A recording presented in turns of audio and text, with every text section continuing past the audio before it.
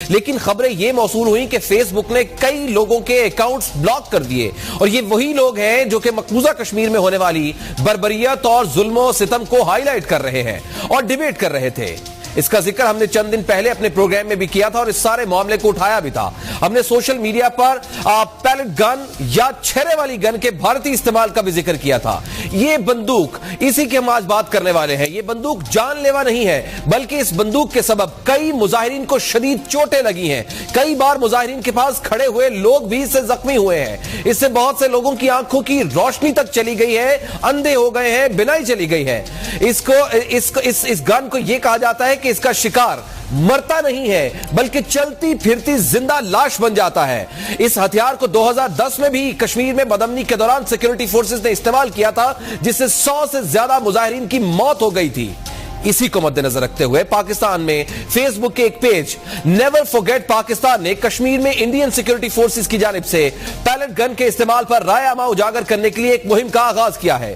Face بک پر اس مہم کے لیے بنائے گئے پوسٹرز میں مشہور انڈین شخصیات کی تصاویر کو فوٹو شاپ کی مدد سے ایسا دکھایا گیا ہے جیسے انہیں پیلٹ گن سے نکلنے والے چھروں سے زخمی کیا ہے، جیسا کہ آپ کو ویژولز میں دکھائی دے رہا ہے۔ ان تصاویر میں انڈیا کے وزیر اعظم نریندر مودی، کانگریس کی رہنما سونیا گاندھی، فیس بک کے بانی Mark Zuckerberg, Bollywood super star Shah Rukh Khan, Amitabh Bachchan سمیت کئی اور دیگر افراد بھی اس میں شامل ہیں۔ مقبوضہ کشمیر کی آواز بننے اور پیلٹ گن کے استعمال پر فیس بک پر چلنے والی مہم پاکستان کے ساتھ ساتھ بھارت میں بھی وائرل ہو گئی ہے۔ بھارتی حکام آئینہ دیکھتے ہی تلملا اٹھے ہیں۔ جو بھی ان تصاویر کو دیکھ رہا ہے ان کی سوچ میں مقبوضہ کشمیر سے متعلق ایک نئی جہت اور ایک نئی سمت کھلتی ہوئی دکھائی دے رہی ہے۔ اہم شخصیات کی تصاویر نے پوری دنیا میں نئی سوچ بنا ڈالی ہے۔ اس مہم کا ایک ہی مقصد ہے کہ فیس بک پیلٹ گن سے زخمی ہونے والی تصاویر اور کہانیوں کو سینسر کر رہی ہے، بلکہ اکاؤنٹس بھی بلاک کر رہی ہے۔ آئیے بات کرتے ہیں، کو چلانے والے سماجی کارکن جبران ناصر ہمارے ساتھ موجود ہیں۔ جبران، سب سے پہلے تو ہمیں یہ سمجھائے گا کہ یہ کیمپین آپ لوگوں نے کیوں شروع کی اور اس کے مقاصد کیا تھے اور اس پر رد عمل کیا آیا ہے ابھی تک؟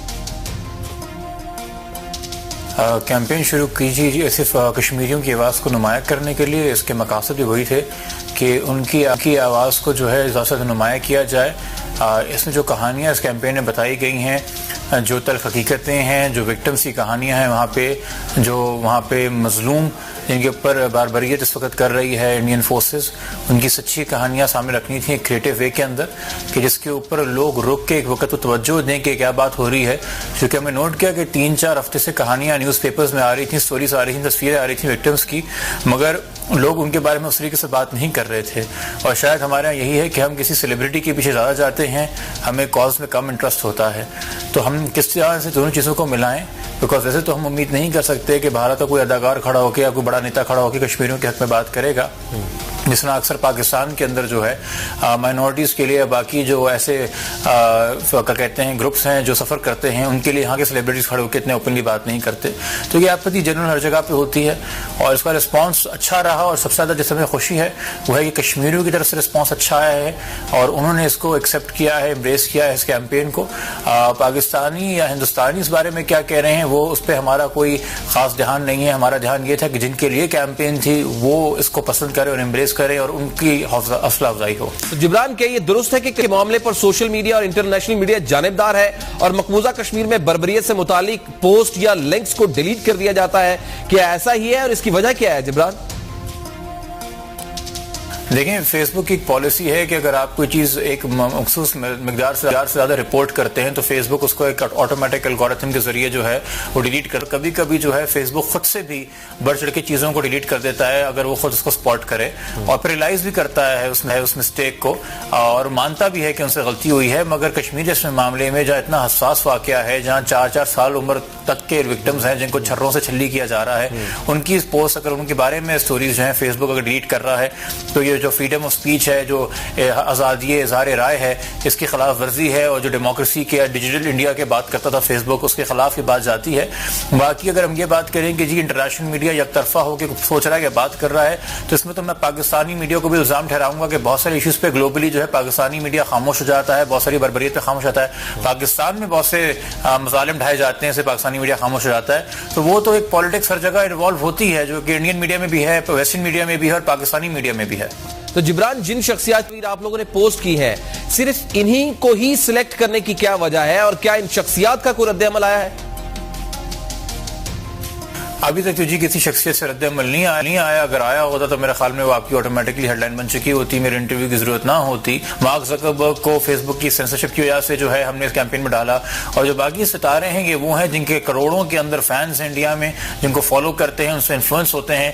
اور ہم نے دیکھا ہے کہ ریپ کے ایشوز کے اوپر, یا جو ابھی موب لنچنگ ہوئی تھی بیف کھانے کے اوپر کچھ مسلمان خاندانوں کے ساتھ, یا جو انڈیا کے اندر غربت کے مارے جو ہے کسان خودکشی کر لیتے ہیں, ان ایشوز کے اوپر سیلیبریٹیز بالی ووڈ کے بولتے ہیں اور واقعی میں عوام کی رائے چینج کرتے ہیں اور آگاہی پیدا کرتے ہیں.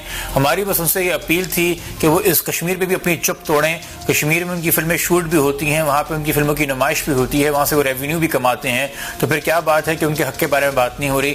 پاکستان کا کوئی بھی آرٹسٹ وہاں جا کے بے شک ایکٹنگ کر رہا ہو اور بڑے سے بڑے فلم کردار کر رہا ہو, مگر اس کی وہ فالوئنگ نہیں ہے انڈیا میں, اور اس کے خلاف ہمیشہ یہ ایک بغض رکھا جائے گا کہ شاید وہ پاکستان سے ہے, جس طرح ہمارے بارے میں رکھا گیا جو کہ ہم ایک پاکستانی بیس آرگنائزیشن ہے.